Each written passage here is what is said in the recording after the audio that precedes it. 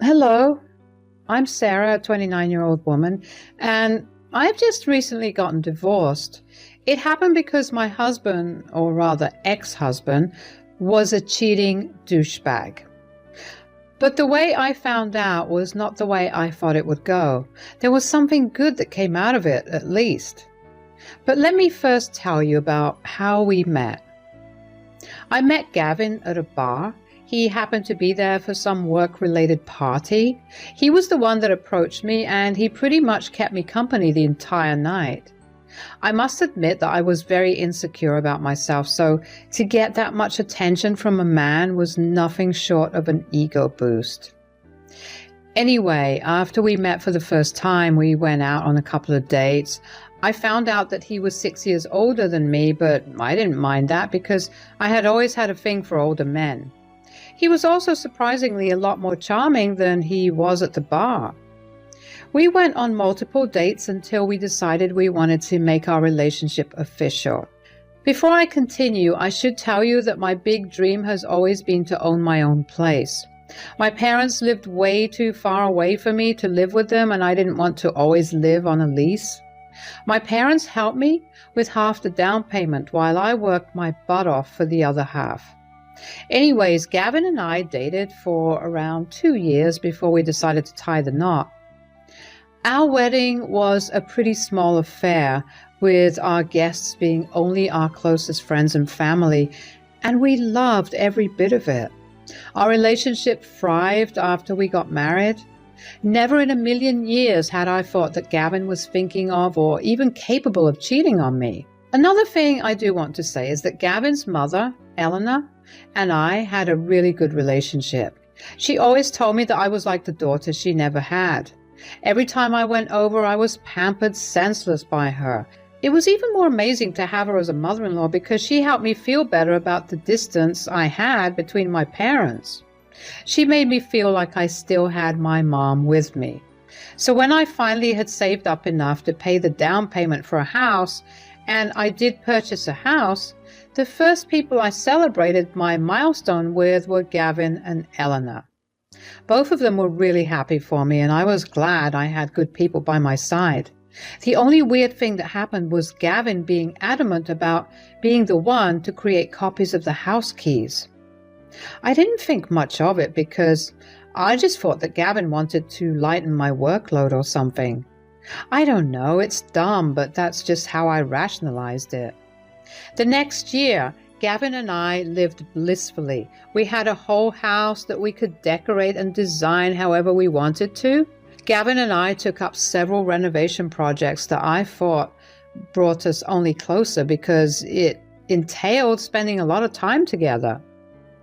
Essentially, I thought our relationship was going great. And then, one day, Eleanor called me out of the blue. "Hi, Sarah." "Hey, Eleanor, what's up? Why the sudden call?" I don't know how to put this nicely. I have some rather shocking news. Do you think you could be seated for this?" "Seated? What's wrong? Are you okay?" Yes, I'm okay. I just know this will devastate you, and I need you to not hurt yourself." "Eleanor, you're scaring me. What's going on?" "Okay, so I happened to overhear Gavin talking to someone on the phone the other day when you guys were over for brunch. He seemed to be speaking very lovey-dovey with them. I knew it couldn't have been you because, well, why would you guys speak on the phone when you were in the same place?" "Oh, well, I started snooping through his stuff. I know it's not right, but I just didn't want my son to be a cheater. I made up some stupid excuse and managed to get access to his email. I managed to find out that he has been cheating on you with 2 other women." "What? How? How could he do this to me?" "I'm so sorry that this is happening to you. I know it's barely any consolation, but I'm super ashamed of Gavin. I'm just so broken right now. Why would he do something like this? Wasn't I enough for him? He had to go and cheat with not 1 but 2 other women? Oh, honey, that's not the case at all. No one deserves this, and neither do you. But I'm afraid it does get a little worse. What could possibly make this situation any worse? Well, it turns out that Gavin made copies of your house keys and gave them to his affair partners. My world was spinning around me. What was going on? I wanted to yell at Eleanor. No, that was not right. I was angry, but I was not angry at her. I was angry at Gavin for ruining something so perfect and to defile my house in such a manner. I wanted to obliterate him. This was the last thing I had expected from him. He knew how hard I worked to own my own place. How dare he do that to me? A million thoughts raced through my head. I didn't know how to feel because my emotions were a mess too. Nothing was making sense, and in all seriousness, I wanted to talk to Gavin about this and see what he had to say. There was no doubt in my mind that Eleanor was lying to me. Eleanor loved me way too much to do that to me. If anything, it was because she loved me that she was telling me about her cheating son itself. Sarah, darling, are you there? Oh, yeah, I'm here. Sorry, I'm just processing everything. I don't know what I have to do or even what I want to do. I'm just so angry and hurt. I may have an idea if you're up to it. Oh, what is it? What if we take a little revenge on Gavin? Then you can divorce him and leave him in the streets for all I care. I love it. I'm fully on board with it. Also, I actually contacted these two girls. Turns out neither of them knew of the other, and they definitely had no idea that he was married too. So that scumbag was cheating on 3 people at once? That's a new low even for him. Yeah. So I was wondering if you'd be okay with letting these girls in on our little revenge plan. You know what? That's perfect. Gavin has a weekend business trip this weekend to the other side of the city. At least I hope it is. I cross-checked with both of them, and neither of them has any plans with him anytime soon. Great. I'm hoping there isn't another mistress, but invite the other 2 over and we'll discuss the plan. Eleanor and I talked for a little while more. She could tell I really needed a shoulder to cry on, although I hadn't yet begun to cry. I guess my brain was still in shock and I was going to take some time to react, or I was just completely numb by the new information. Either way, I was still a mess. My emotions kept shifting from anger to sadness to hurt. Eleanor helped calm me down a little. She also helped me figure out how to treat Gavin normally until his business trip. I knew it would be a hassle. If I was this unstable with Eleanor, how would I maintain my composure in front of Gavin? At the same time, deep down inside, I knew I had to do it because I had to make Gavin feel the panic and pain I had felt. When Gavin got back from work that evening, I treated him like I always did. Whenever he smiled or laughed, I wanted to punch him. When he kissed me goodnight, I wanted to wash my mouth off with acid. I was hurting so deeply that I didn't think I could actually ever feel that way. How could he cheat on me and then treat me like I was the most important person to him in the world? I cried myself to sleep that night, but I woke up the next morning and made myself look better. I couldn't let Gavin know that something was wrong. I bid him goodbye as usual. Eleanor called and asked if she and the girls could come over. I said they could, and within an hour all 3 of them were over at my place. When I saw the girls, I was kind of taken aback. Both of these women were young. One of them looked dangerously young.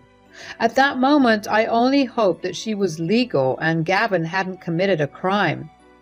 Eleanor greeted me with a tight hug. She was tearing up, and it took everything in me to not break down too. I invited them all in, and we sat down on the couch to talk about how things turned out for us.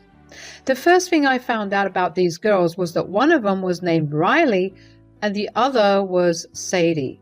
Sadie was the one who looked dangerously young, but my fears were calmed down when she told me she was 23 years old, while Riley was 25. Honestly, it wasn't great to hear that Gavin was having an affair with a woman who was a good 12 years younger than him. I found out that he had been having an affair with Riley for about a year, which meant that it started right around after we got married. That stung. He hadn't been happy with me since the first year of our marriage. What had I ever done or not done in this case, I guess? Riley had met Gavin at a bar, and apparently he was very persuasive about wanting to sleep with her. Sadie had a similar story, except his affair with her started 6 months ago. He had met her at a bar too and persuaded her into sleeping with him. He had bought both of them multiple drinks and refused to leave their side. They were a little uncomfortable, but I guess Gavin had a knack for finding insecure women. These poor women were entranced by all the attention they were getting, so they just followed along with him. Both of them thought they had found something amazing with him after their first interaction. They told me about how he had been over to their places multiple times and even spent nights there. Over the course of the conversation, we began to slowly realize just how well Gavin had played us. He used the excuse of business trips all the time to explain his time away from us. Then we began talking about all the things that he did to make us fall for him in the first place. Since I had been the oldest of the three of us, I started telling them about how he had been super charming and how he was a great listener. They agreed with me.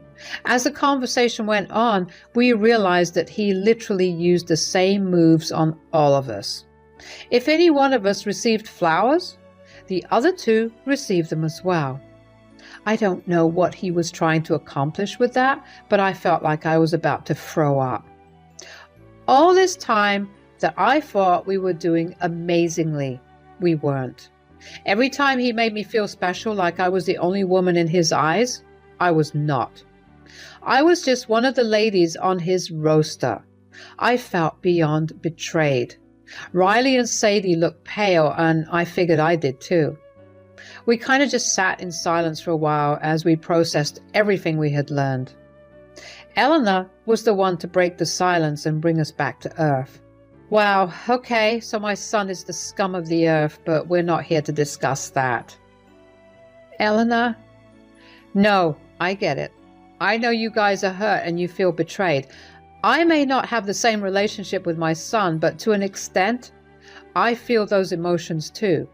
I mean, at some point, I feel like I failed as a parent. You are and were an amazing parent. You raised him with good values, but at the end of the day, it was his decision to make these choices. He's a grown adult who's capable of making his own decisions. Thanks, sweetie. But my point is, what are we going to do about this? To be completely honest, I want to beat him up. I can't believe I wasted an entire year on this douchebag. I second the beating him up. Cheating is the one thing that I can't stand. Look, I want to do the same, but that won't do him any good. Sarah's right. We need to come up with a plan. We're going to need him to feel panic and betrayal. Okay. How about I call him this weekend and tell him I'm at your place? Oh, I could do the same. Yeah, and since he'll be away, he'll be panicking about our meeting. And what if he does manage to make it back home that night? We'll just be sitting inside, home, and looking like we're the best of friends. That's smart. That will definitely make him sweat even more. Yeah, then you can slap him with the divorce papers and we can, well, slap him if we feel like it. I won't stop you guys from doing that. And if it's any consolation, we signed a prenup. So when we get divorced, he'll literally have nothing. That makes me feel really good. He deserves nothing, and I'm glad he'll get what he deserves. Good. Now we have a plan in place. Sarah, Let's get your divorce filed, and then we'll work out the rest of the plan. We still had about 2 days till Gavin's trip. I don't know where I got my self-control or my patience from, but I was grateful that I had found it. I managed to keep the act up regardless of every instinct I had to confront him. I stopped crying because, as messed up as it seemed, I guess it felt a little nice to know that I wasn't in this all alone. There were other women who were hurt too, and if not for myself, I knew I needed to avenge these women. Riley, Sadie, Eleanor, and I had created a group chat. We kept each other updated there. I wasn't worried about Gavin snooping through my phone because he had never shown any interest in anything I ever did, which I now realize might have been because he was too busy cheating on me. Anyways, whenever Gavin left for work, Eleanor would come over and we'd go to the law firm and get the divorce filed and the papers printed. By the time it was time for Gavin's trip, everything had been set up. Sadie, Riley, and Eleanor came over about an hour after Gavin left. We all kind of just hung out and talked about how we were feeling. The girls shared the same sentiment of not feeling alone in all of this with me. I was glad that we all felt connected in some weird, messed up way. Eleanor lent us a solid shoulder to cry on. I knew she was hurting too, but I was glad that she never put her hurt over ours, and that she recognized the difference between our hurt. I waited until Gavin texted me another hour later that he reached his location to give Riley the go. She then picked up her phone and called Gavin. She had the phone on speakerphone. Gavin sounded pleasantly surprised to see her call him. Riley acted all excited and told him that she was coming over in half an hour because she had a surprise for him. Gavin sounded a little frantic. He kept trying to convince her not to go, but Riley was adamant and told him that she would be there before hanging up. Sadie waited about 15 minutes before she called Gavin. Unlike when Riley called, Gavin sounded snappy when he picked up Sadie's call. He asked her what she wanted, and she replied that she was 15 minutes away from the house. She told him that she would wait for him inside. If Gavin was just a little frantic before, now he was fully panicking. He once again tried to tell Sadie that he was out of town and asked her not to go there, but Sadie told him she walked long enough and she was tired and she just wanted to rest. She hung up the phone on him before he could get a word in. I have to admit, I felt this huge rush of adrenaline after this. Just the thought of how much Gavin must have been panicking sent a rush of happiness and satisfaction all throughout my body. I couldn't wait to see his face when he got back. Since the big part of our plan was done, we decided to make ourselves some drinks to make what was about to happen even more entertaining. When the drinks began to kick in a little, we all couldn't help but laugh at how stupid Gavin was to give both of them copies of the keys to my house, especially when I literally worked from home. Somehow and somewhere along that time that we waited for Gavin to return, we began to heal a little. We began to see the truth and accept the reality of Gavin, and it felt refreshing. About 2 hours after we had called Gavin, we heard his car pull up in the driveway. By that point, we were pretty tipsy and unable to contain our excitement. Eleanor had been the one who reminded us that we needed to act well. We put on our best sober faces and readied ourselves to face Gavin and tear him down. Gavin quite literally burst through the door. "Babe, what's going on here?" "Oh, I invited your mom over." "Yeah, that's cool, but what about the other people here?" "Them? These lovely women showed up at my place and they seemed to know you, so I invited them in." "You never told me that you had such a pretty wife." "Me either." "Right, maybe it's time you leave." "Don't be rude, Gavin. I taught you better. Besides, we were having a girls' night. Why are you here?" "Yeah, why are you here? I thought you were away on a business trip." "A business trip? Is that why you couldn't spend time with me this weekend, even though we always spend time together every third weekend?" "Oh my God, he does that with you too." "Me too." "Look, guys, no. Don't want to hear anything. I just want you out of my house. That's when I saw Gavin cry for the first time. He began crying and begging me not to leave him. The sight of him sobbing surprisingly did not make me feel any sympathy. It only made me feel even more disgusted. I didn't say anything much to him. I just got up and handed him the divorce papers. Gavin was a mess. He turned to his mother, but Eleanor just looked away. He tried to appeal to her, but she told him that he was dead to her. He truly looked like a man who had lost it all, and no sight was as satisfying as that. Riley and Sadie didn't slap him, but they did throw the copies of the house keys he had given them in his face and left. I had a bag packed and ready for him to take. I got it out and threw it at him. I told him he had 5 minutes to leave or I would get the cops involved. He left after that. I just sat down after that and finally cried again. This time Eleanor held me and both of us cried at the loss of someone who was so dear to us. An hour after Gavin left, my phone began to blow up with calls and messages from him. Every single text only made him seem more pathetic to me. In the next few months, my divorce would be finalized. Eleanor was a true rock for me in that time. Gavin's desperation turned into spite, and he tried his hardest to contest the divorce and get something from me. But I had him sign an ironclad prenup before we got married, so he got nothing out of the divorce other than a large bill to his lawyer. Anyway, I didn't really keep tabs on what happened to him, and neither did Eleanor. The one positive thing that came out of this whole experience was the new friends I made. After the divorce got finalized, Riley, Sadie, and I went out to a bar to party as a final screw you to Gavin. We got a lot closer, and even though it's still a bit of a sore subject, we managed to find the humor in our shared experience. I guess the experience just showed me how life can take so many unexpected turns, but if you have the right people by your side, every unexpected turn can lead to something beautiful.